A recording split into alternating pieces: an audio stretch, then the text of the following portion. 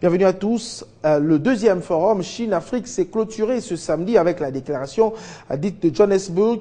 Après 2 jours des travaux, la Chine et l'Afrique, dont les populations sont respectivement estimées à 1,1 milliard et 1,3 milliard, s'engagent à brosser un nouveau tableau dans l'objectif de saisir les opportunités de développement commun. Déjà, la Chine, il faut le dire, a promis 60 milliards de dollars d'aide au continent sous forme de prêts. Promesse saluée par la RDC. Le prochain sommet des ministres est prévu à Pékin en 2018. 60 milliards de dollars américains sous forme de prêts pour financer l'agriculture, l'industrialisation, la réduction de la pauvreté et la sécurité sur les continents. Voilà ce qu'il faut retenir de ce forum Chine-Afrique. À ce montant, le président chinois Xi Jinping a également promis 140 millions d'euros sous forme d'aide alimentaire d'urgence pour les pays touchés par la sécheresse. Il s'est également engagé à effacer la dette des pays africains les moins avancés.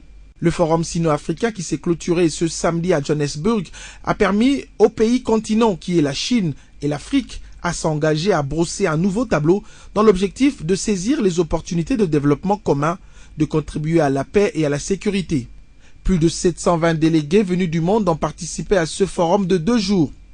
La République démocratique du Congo, qui est en coopération avec la Chine depuis 2008 dans un partenariat échange infrastructure contre minerais estimé à plus de 3 milliards de dollars américains, a été représentée par le président de la République Joseph Kabila.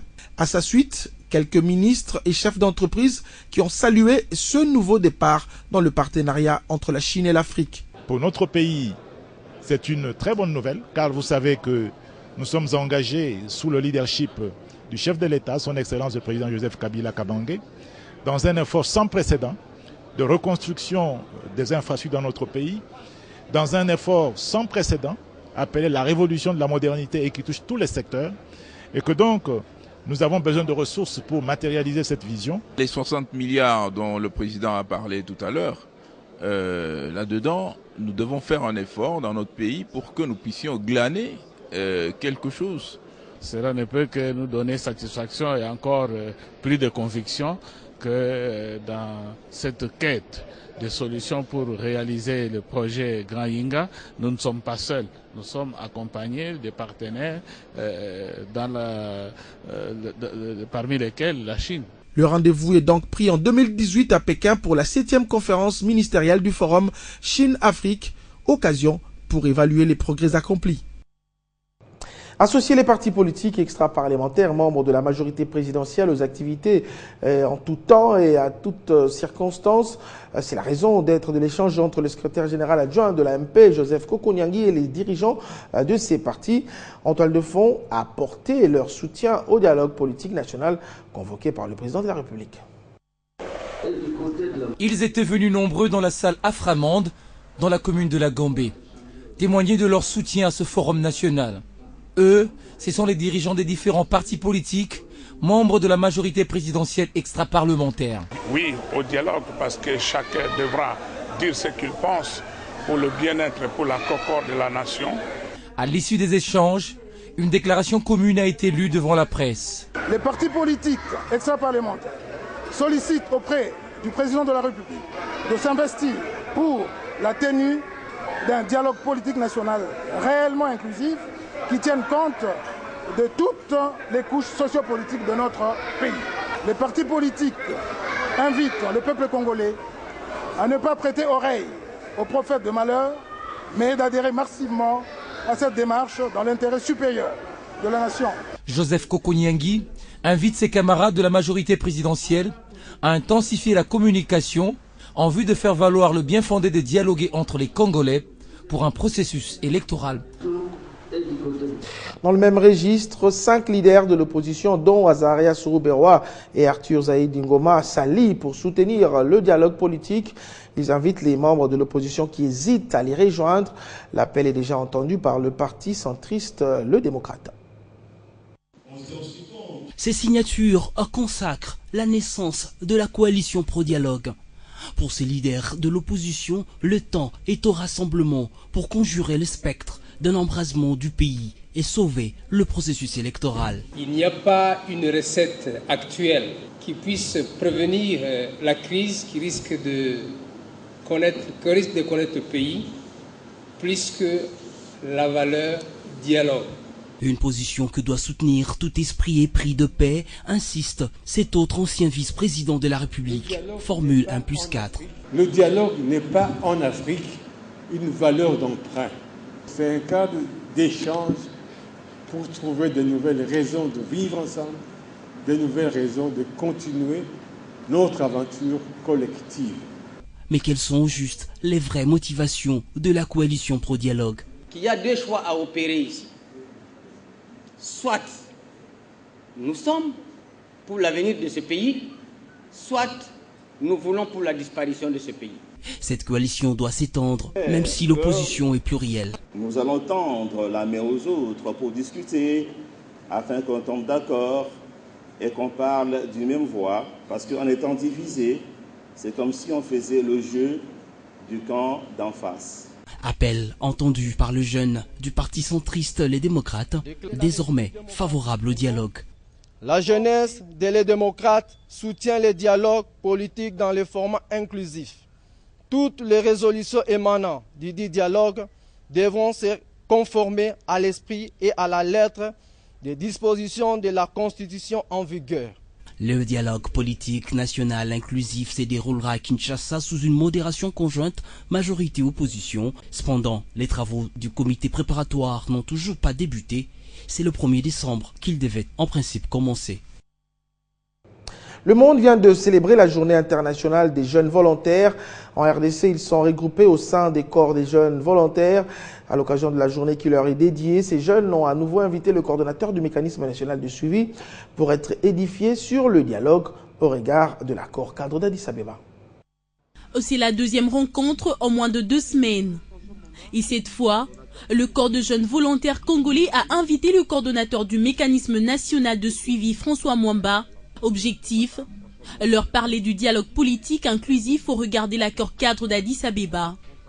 Un exposé historique et politique qui a éclairé la lanterne de ces jeunes. En réalité, ce sont des cadres de haute importance qui vont devoir amener le pays à travers la cohésion nationale. Au regard de tractations autour de la convocation du dialogue, le coordonnateur du mécanisme national de suivi demeure positif. J'ai bon espoir que ces contradictions ne sont en réalité que le début des négociations. Je comprends parfaitement qu'avant d'aller discuter avec ceux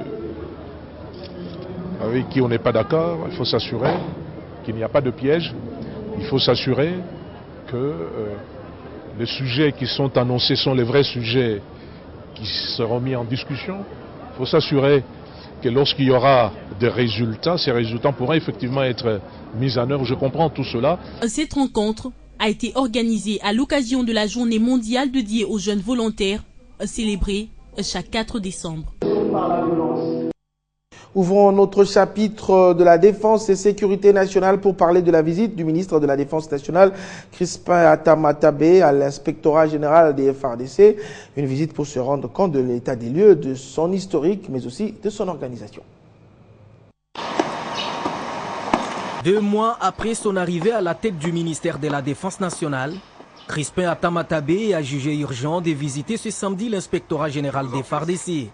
Accueilli dès son arrivée par l'inspecteur général, le lieutenant-général Rigobert Massamba, dans la salle, la parole est accordée en premier à lui-même, qui dans ce mot, il a demandé au ministre d'affecter encore un complément du personnel d'une probité morale irréprochable, cela étant dans ses attributions.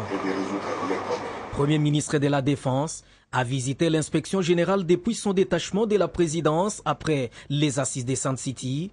Crispin Atama pense que l'inspectorat général des FARDC sans elle, il est des moindres forces dans l'accomplissement des tâches attendues par l'État congolais. L'inspection générale de la Défense, c'est l'un des services qui dépend du ministre de par la loi organique qui fixe l'organisation et le fonctionnement de l'armée. Je suis encore en train de faire l'état des lieux. Je suis ici, demain je peux aller visiter le département de la santé, un autre jour je serai au département de la formation. C'est une façon pour moi de faire une couverture de base du ministère que je suis appelé à diriger. Pourquoi commencer par l'inspectorat général et pour quel objectif? J'ai tenu à ce que je puisse venir en premier lieu parce que c'est l'organe qui m'accompagne dans le contrôle aussi bien des moyens financiers, des moyens matériels, des moyens humains que le gouvernement a disponibilisé, qui a mis à ma disposition pour pouvoir garantir la sécurité de notre pays. Le président de la République, Joseph Kabila, tient à ce que vous réussissiez dans cette mission délicate qu'il nous a confiée, a dit le ministre à l'assistance. Après la signature dans les livrets d'or et une photo de famille, a censuré la fin de l'événement. Sécurité toujours, mais cette fois-ci en territoire de Béni et ses environs. La MONUSCO promet de faire son mieux en soutien au FARDC pour libérer cette partie du pays des groupes armés encore actifs. C'est la promesse faite à la population par le nouveau représentant du secrétaire général de l'ONU en RDC, Maman Sidikou, qui a effectué sa première mission dans ce coin du pays. Déclaration du chef de la MONUSCO à la population de Béni. Maman Sidikou, représentant spécial du secrétaire général des Nations Unies en RDC, est à son premier test devant une population souvent terrorisée par des attaques des groupes armés. Il a lui-même signifié que c'est une visite de solidarité avec cette population meurtrie par les attaques de rebelles ougandais de l'ADF.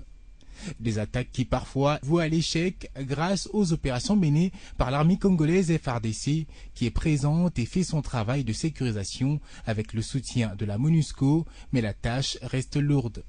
Mais ce n'est pas pour autant qu'il faut perdre espoir, c'est ainsi que le diplomate de l'ONU a rassuré cette population du soutien actif de la MONUSCO et FARDC pour mettre fin aux actions des groupes armés dans ce territoire. Pour sa première mission à l'intérieur du pays, depuis son entrée en fonction à la tête de la MONUSCO, Maman Sidikou ne cache pas ses sentiments. Le temps viendra, il n'est pas loin, où les habitants des Béni et la région du Grand Nord seront libérés des groupes armés. Béni est un symbole pour nous, un symbole d'une région meurtrie et par de groupes criminels, en particulier les ADF, qui récemment ont encore fait des morts des innocents, les femmes, les enfants, des patients dans un hôpital. Je devrais donc venir exprimer notre solidarité et notre compassion à Béni et à ses populations. Maman Sidikou a également promis la stabilité qui devra entraîner le développement de cette population meurtrie. Cette région a un potentiel énorme sur le plan économique. La paix et la stabilité qui suivent permettront à s'atteler au travail de développement. La ville de Béni est souvent le théâtre des atrocités de rebelles ougandais des ADF. Dans son rapport de mai 2015, le Bureau conjoint des Nations Unies aux droits de l'homme a accusé ce groupe armé d'avoir tué entre octobre et décembre 2014 environ 237 civils. Présentement, l'armée poursuit des opérations de traque de ces rebelles, mais on ne sait pas quand est-ce qu'elle sera plus à mesure de nuire, car le nombre de morts demeure très élevé. La journée nationale de l'arbre, c'est ce 5 novembre dans la province du Lualaba. La célébration s'est déroulée de manière tout à fait particulière, à titre pédagogique, pour attirer l'attention de ses administrés sur le rôle combien important de l'arbre dans l'écosystème. Le commissaire spécial du Lualaba, Richard Mouyej, a lancé officiellement l'opération de reboisement par la mise en terre d'un arbuste. La cérémonie s'est déroulée dans la concession de l'aéroport national de Kolwezi. Josué Mouyumba. Célébration de la journée de l'arbre à Kolwezi, chef-lieu de la nouvelle province du Lualaba. La manifestation s'est déroulée dans la concession de l'aéroport national de la ville. À cette occasion, le commissaire spécial Richard Mouyej Manguez-Mans, accompagné du maire adjoint de Kolwezi, Deoda Kapenda, a procédé ici à la mise en terre d'un arbuste. Par la suite, l'autorité provinciale du Lualaba s'est fait accompagner des enfants vers le centre-ville non loin de la cathédrale pour poser le même geste.